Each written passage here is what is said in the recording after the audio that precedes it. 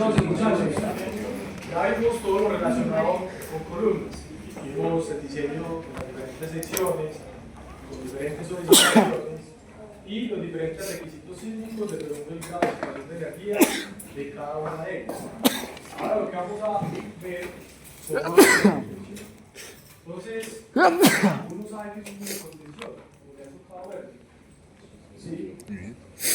Entonces, ¿qué es un muro de contención? Para los que de pronto no lo conocen, un muro de contención es una estructura de concreto reforzado que brinda estabilidad, no solamente frente a cargas gravitacionales, sino también ante cargas laterales.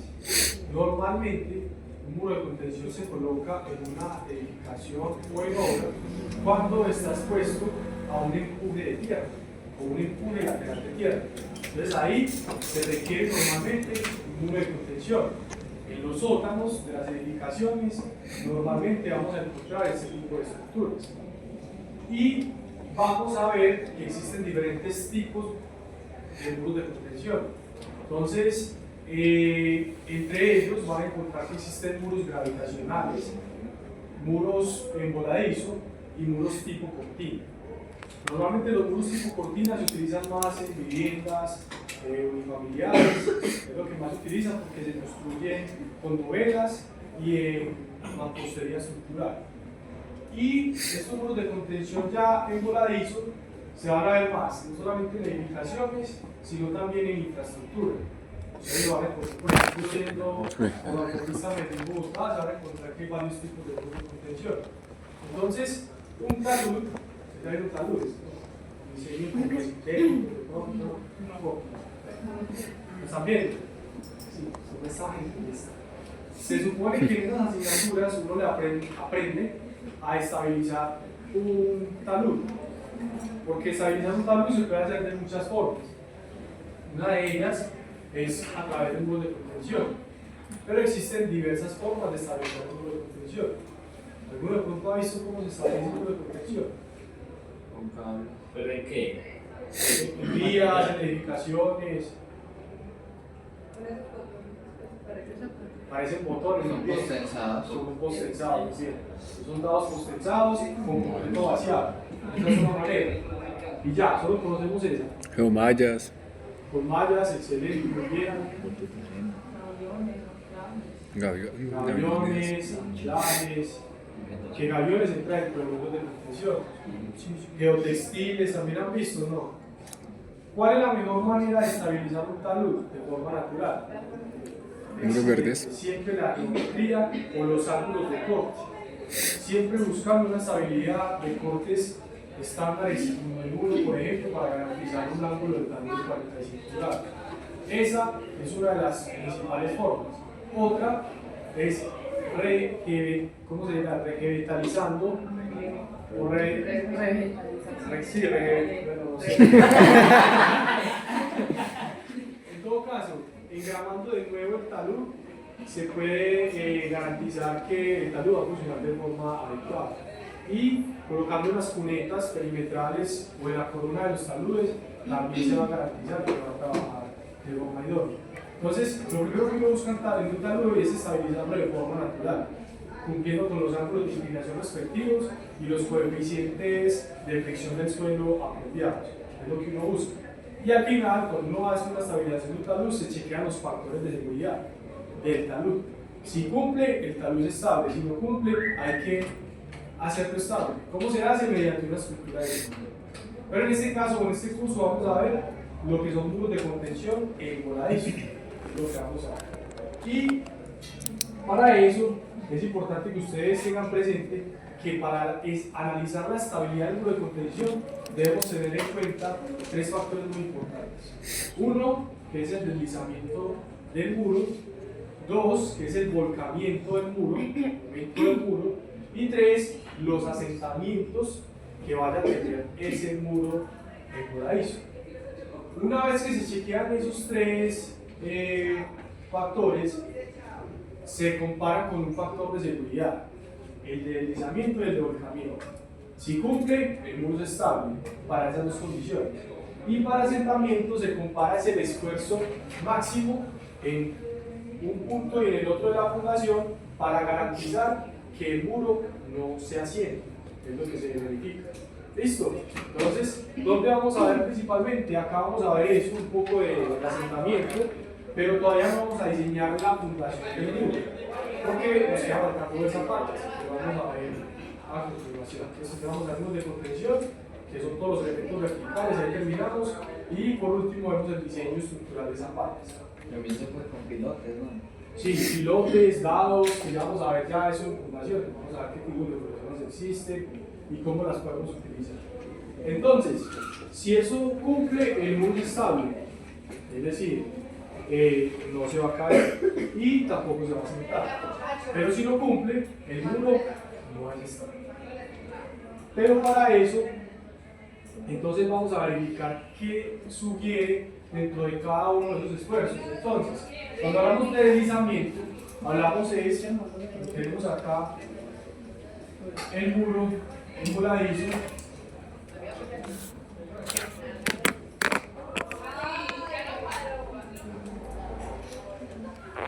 vamos a tener un empuje lateral de tierra, que normalmente se va a dar con una carga así triangular sobre el muro. Y se va a convertir en una resultante.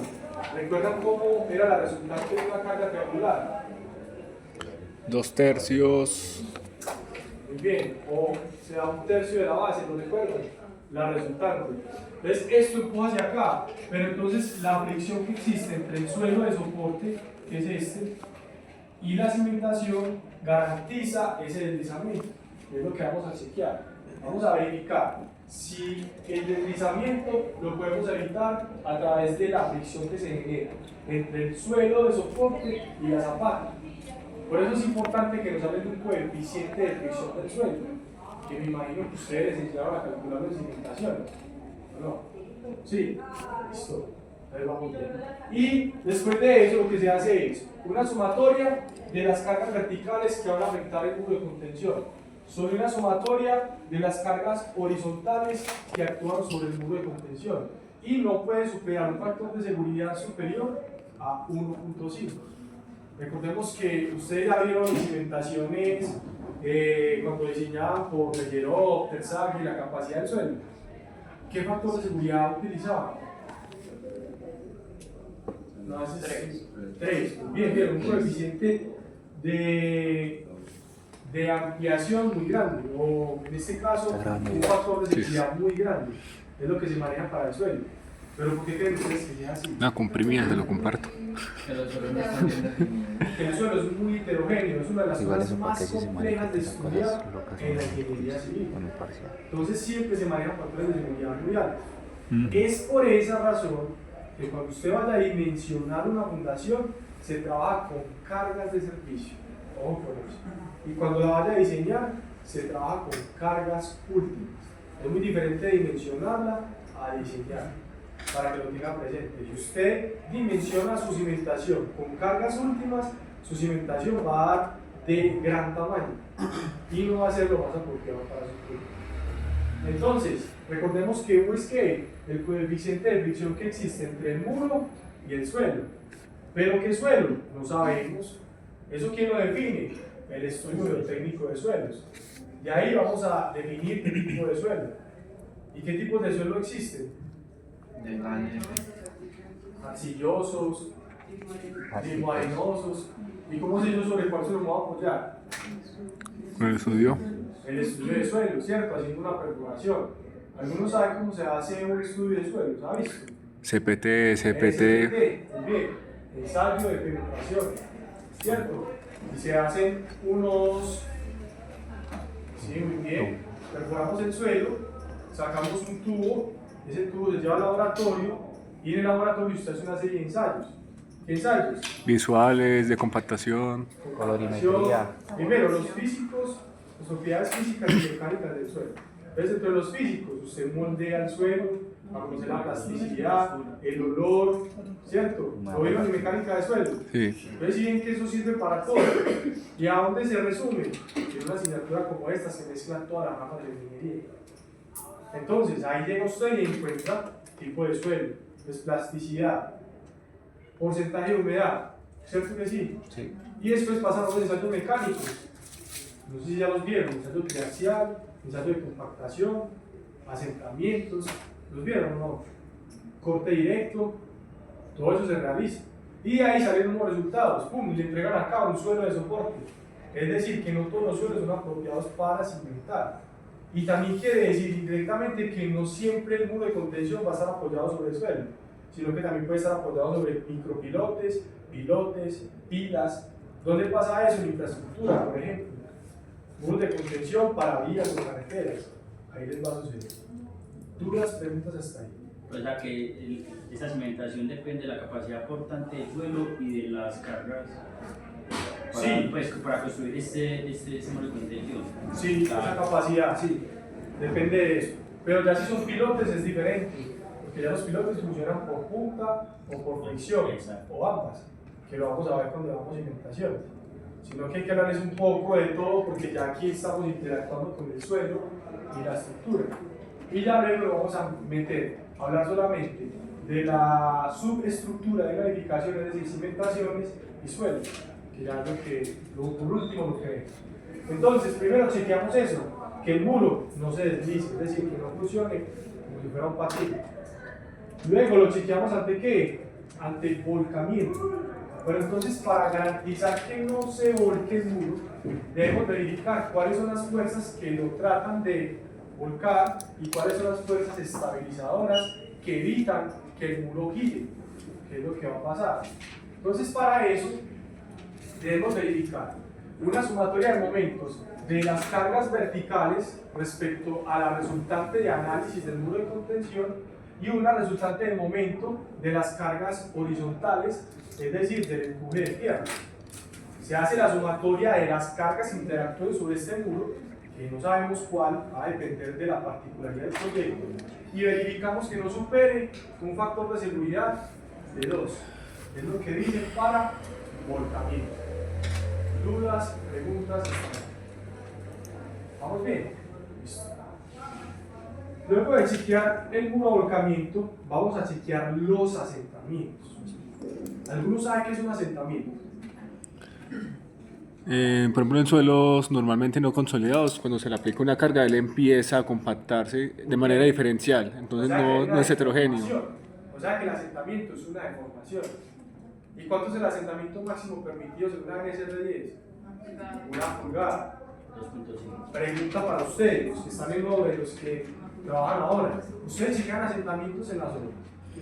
Sí. Sí. ¿Y cómo se checa un asentamiento no? Una varilla y se marca junto con la estructura. Y entonces, usted tiene una varilla Muy bien. también. Una varilla, pero eso es algo muy, ¿cómo lo digo? Muy ortodoxo, muy Muy ortodoxo. ortodoxo, muy empírico, digamos de esa manera. ¿Cómo es la manera técnica de hacerlo en edificaciones de gran anchura? Con topografía. ¿Listo? Una estación total y ir chequeando los niveles, porque esos asentamientos deben verificarse constantemente. Entonces, recuerden que hormigón no solamente es una materia de diseño. Usted en hormigón también el profesor está enseñando hoy que hay que chequear asentamientos diferenciales en la obra y que no pueden superar el máximo permitido de dónde, ni siquiera de la norma, sino del estudio geotécnico de suelo. Si el estudio geotécnico le dice a usted 1 centímetro, usted no puede superar 1 centímetro. Si le dice 2 centímetros, pero puede llegar máximo hasta ese asentamiento de diferencia. ¿Dudas, preguntas? Bien. Entonces, ¿cómo chequeamos este muro de contención ante asentamientos? Resulta que el suelo de soporte va a reaccionar con unos esfuerzos, donde normalmente van a existir unos esfuerzos del suelo que se van a dar de esta manera, de forma triangular, donde acá existe un esfuerzo máximo y esto acá va a llegar a 0.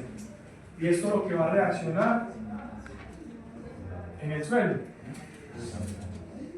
¿Sí me hago entender? Entonces, creo que ese gráfico está por acá. ¿Sí? Pero se va a dar es al contrario, muchachos, porque dibujé al contrario.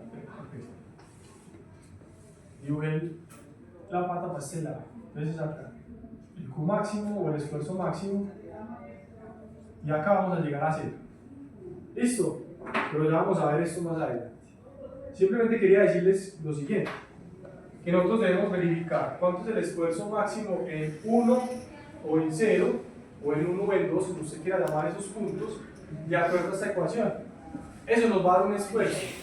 Y ese esfuerzo debemos compararlo con el esfuerzo último del suelo. ¿Que sale de dónde? Del estudio geotécnico de suelos. Recuerden, ahí me da la capacidad miscible del suelo. Lo que yo hago con esa capacidad miscible es volverlo a la capacidad última. Y la comparo con el esfuerzo último que está llegando en este punto o en este punto. Si no supera el esfuerzo último, la estructura no se asienta. Pero si supera el esfuerzo último, la estructura puede asentarse.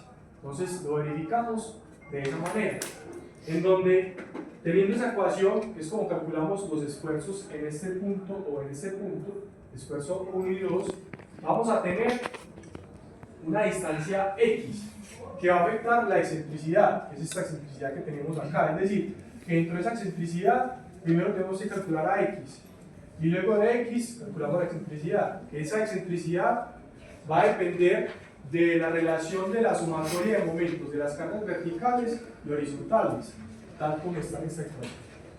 Y luego de eso calculamos la excentricidad, donde debemos verificar que esa excentricidad sea menor o igual a B sextos, donde B quién es el ancho del muro de contención. ¿Para qué? Para garantizar que los esfuerzos en el suelo se den de manera triangular. Eso es lo que va a pasar. ¿Dudas, preguntas hasta aquí? ¿Vamos bien? Bueno. Entonces, ya conociendo cómo evaluamos cada uno de esos esfuerzos, acá les hice un pequeño esquema gráfico. Entonces, este muro de contención, acá vamos a tener un empuje de tierras, que es el empuje activo, y acá vamos a tener un empuje que es el empuje pasivo. Es decir, esto ayuda y esto empuja hacia allá. Normalmente, la gran mayoría de diseñadores son muy conservadores a la hora de diseñar un muro de contención y no tienen en cuenta el empuje pasivo que aporta el suelo de desplante.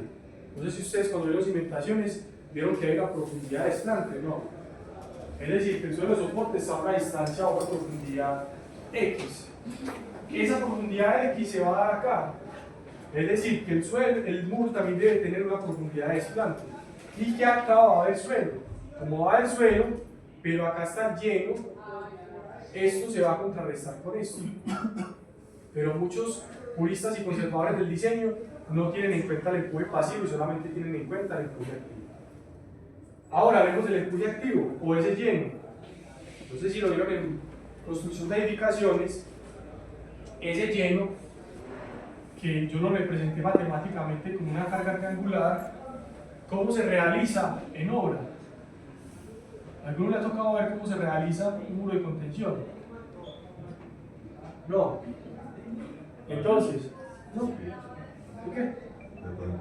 Muy bien, se pone un filtro. ¿Y cómo hacemos ese filtro? Bueno, muy bien. Con piedra o triturado. Entonces acá hay un material granular. Y también se impermeabiliza, muy bien. Y por acá una tubería. Entonces esto se pone un triturado o piedra, ¿cierto? Y acá una tubería de PVC normalmente perforada, es lo que se pone. Y también se pone a veces un geodreno geotextil afuera o acá internamente. Y esta cara se impermeabiliza con igol denso. ¿Alguno ha visto? Con una pintura negra, igol denso. Entonces es como se hace un muro de contención. Entonces, ¿qué pasa? Eso es el filtro. Y acá está el suelo. El suelo que, como se encuentra. Pero acá arriba, ¿qué puede haber? Puede haber una casa. ¿Sí o qué? Pues ahí el dibujo compare una flecha, ¿sí o qué? Una casa, o puede ser un vehículo, o puede ser una vía, o puede ser. ¿Qué más se puede ocurrir ahí? O puede ser una piscina, también puede pasar. Pero por ese material granular sí va hasta arriba. El material granular, no, normalmente va hasta por acá, pues va, de hecho está como en esta forma. Y acá ya va el suelo, el soporte, pues o el suelo del lleno. Sí, viene hasta ahí. Acá se genera el empuje pasivo, que es como la profundidad de desplante que tiene el muro de contención, eso se llama profundidad de desplante. Entonces por eso se genera un empuje activo y un empuje pasivo sobre el muro de contención, hablando de cargas laterales. pero a la misma vez se va a generar una carga gravitacional. Por ejemplo, esta W de esta casa, acá una carga gravitacional del lleno, una carga gravitacional del peso propio del muro, en el muro y en la pata. Entonces acá hay otra carga, más una carga gravitacional del suelo de soporte, más la carga que yo quiera imaginarme ahí, puede pasar. ¿Cierto que sí? Por ejemplo, si yo estoy diseñando una piscina, ustedes se creen ese muro de contención, ¿cómo se diseña? De la piscina, porque es un muro de contención. Las paredes laterales de una piscina funcionan como un muro de contención. ¿Cómo se diseña una piscina?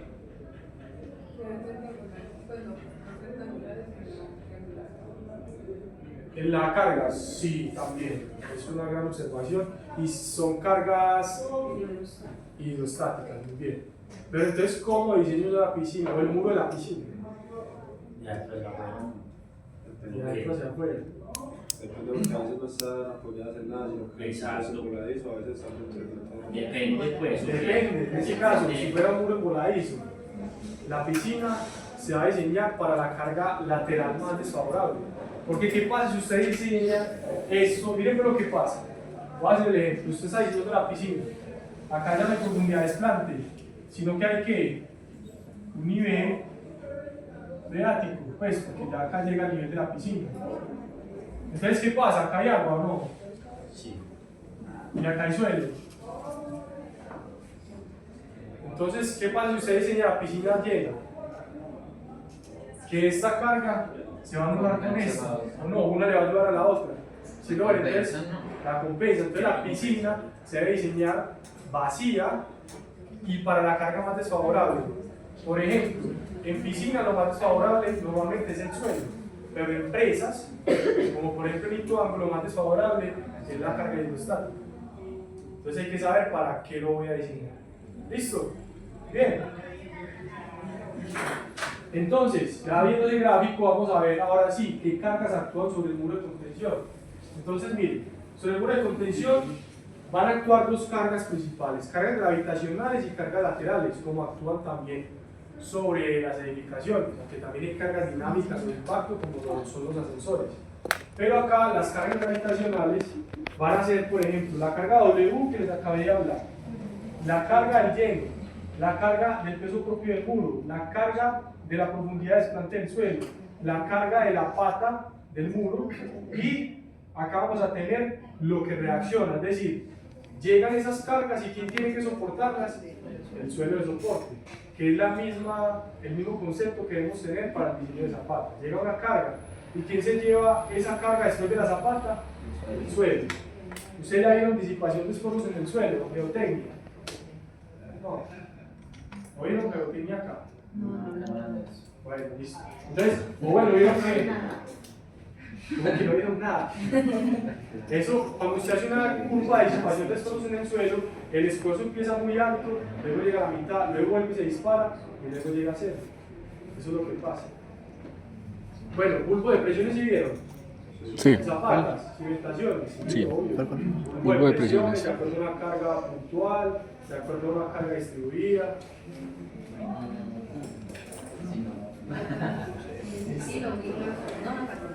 Listo, entonces antes de pasar acá, esas cargas se van a puntualizar y de acuerdo a esa puntualización de carga vamos a hacer un diagrama de cuerpo libre dentro de ese elemento estructural. Entonces, ¿cómo puntualizamos una carga distribuida? Por la distancia. Entonces, por la distancia puntualizamos acá y acá también. Y acá abajo, miren dónde estamos. ¿Cómo puntualizamos un trapecio? Un triángulo y un rectángulo. Muy bien, y si fuera solo un triángulo, a un tercio, dependiendo de donde lo mire. Muy bien, si dieron análisis. Muy bien. Listo. Entonces, va a existir también una altura H1 que hace referencia a la altura del cubo pasivo sobre el muro de contención. Y una altura H2 que hace referencia a la altura completa del muro de contención, para que lo tengan presente. Una distancia B del muro de contención, un espesor B sub 0 del muro de contención, una altura H' de la zapata, que tenemos que ver cuando veamos zapatas cuál es la altura que requerimos para una zapata, cuando veamos diseño de zapatas, y una distancia P y T que hacen relación a la distancia B que voy a tener del muro de contención. Pero entonces llega la norma y nos dice, vea, ese muro de contención usted debe empezar a dimensionarlo con ciertos parámetros que yo le doy. Entonces, ¿cómo dimensiona usted? Va acá y él le dice predimensionamiento aproximado. Para B, empiece con el 50% de la altura H2 del muro de contención. H', empiece con el 10% de la altura H2 que tiene para el muro de contención. Para P, que es una de las distancias que está relacionada con B, que la haga a B tercios de la base. Y B sub 0, que empiece con un espesor mínimo de muro de contención de 20 centímetros. Eso es lo que dice. ¿Listo? Y ya, después de que dimensionemos, realizamos el diseño estructural del muro de contención. ¿Cómo se diseña un muro de contención? Estructuralmente. Se trata igual que una viga en voladizo, pero con los parámetros y criterios del título C para columnas o para muros de contención. Vamos a ver qué dice respecto a eso la norma. Pero antes de pasar a eso, miremos qué cargas laterales afectan el muro. Entonces, ya les había hablado un poco de ellas. Y vamos a encontrar una carga EA' que está relacionada con la carga gravitacional que vamos a tener de W. Es decir, está condicionada a esa sobrecarga que existe sobre el muro de contención, que ya les dije cuáles son las posibilidades de que esa carga ocurra. Va a existir un empuje activo del suelo, que está relacionada con el lleno o material que yo utilice como lleno, que normalmente va a ser material granular. Eso es lo que va a pasar. Y va a existir una carga o empuje pasivo que genera la profundidad de desplante del suelo de cimentación. Entonces, si yo puntualizo esas cargas, miren, esto es una carga distribuida, EA', entonces la puntualizo en la mitad. Y el lleno normalmente se va a dar como una carga triangular, es por eso que puntualizo a H2 tercios de la base. Y esta la puntualizo a H1 tercios de la base. ¿Listo? Como carga triangular, esos ya son temas de análisis estructural.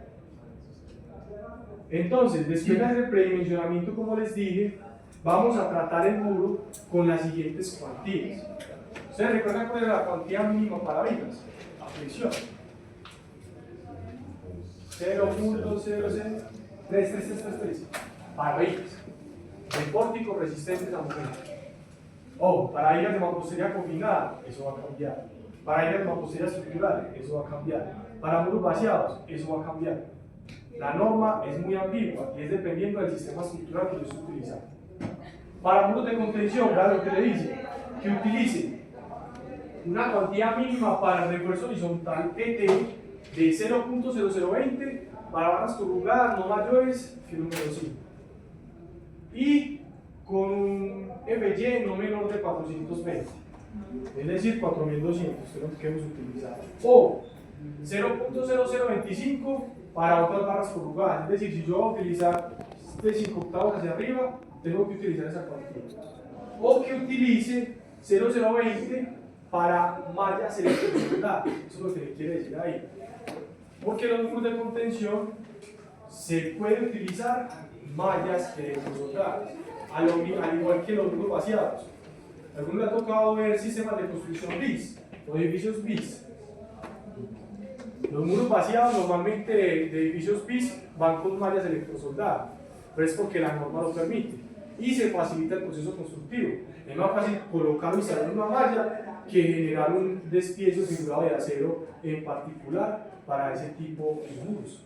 Entonces, por eso se utiliza mallas electrosoldadas. Listo. Ahora hablemos de los empujes de tierra. Ustedes vieron los empujes de tierra en cimentación, ¿no? ¿Cómo se calculaba el empuje pasivo? ¿Cómo se calculaba el empuje activo? No, lo sabía. Entonces, los empujes de tierra se pueden calcular de varias formas. Una de las teorías que vamos a encontrar es la teoría de Coulomb, de Rankine o de Terzaghi. Se pueden utilizar cualquiera de esas teorías. Pero en este caso, como estamos hablando de un material granular, vamos a aplicar la teoría de Rankine. Es lo que vamos a hacer. Entonces, ¿qué dice la teoría de Rankine para calcular el empuje pasivo o activo de un muro de contención. Dice lo siguiente: empuje pasivo o empuje activo. Para el empuje pasivo, dice que debemos calcularla con esta ecuación. Es lo que dice la teoría de Rankine, en donde el ángulo horizontal del talud va a ser igual a 0 grados. Es decir, que acá no tenga un talud de inclinación. Eso es lo que dice la teoría.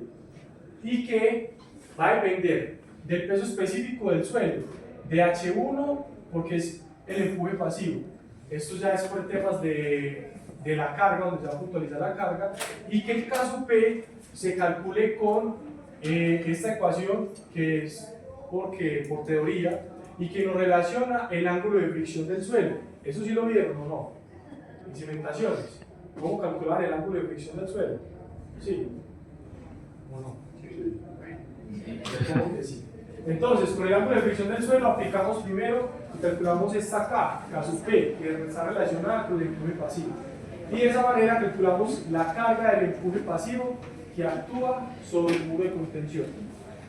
Y para el empuje activo es lo mismo, pero con una altura H2 que está relacionada con el empuje activo, y ya estos signos cambian. Miren, acá es menos más, acá es más y menos, se interponen los signos. O también lo puedo calcular con la tangente al cuadrado, paréntesis 45 grados del ángulo de fricción dividido 2. Son varias formas de hacerlo, pero eso ya es por teoría de ese autor. Entonces simplemente yo la traje acá para que ustedes la conocieran. Bibliografía, ahí está. Dudas, preguntas respecto a la teoría. Bien, ¿sí o qué? Normalmente uno aclara esos conceptos, pero cuando empieza a hacer el ejercicio, ¿cierto que sí? Entonces, ¿qué dicen? Copiamos el ejercicio y nos vamos. Sí. Vamos a hacerlo también hoy, profe. Lo que vinimos. No me he animado. No, dejémoslo escrito y nos vamos, sí, después.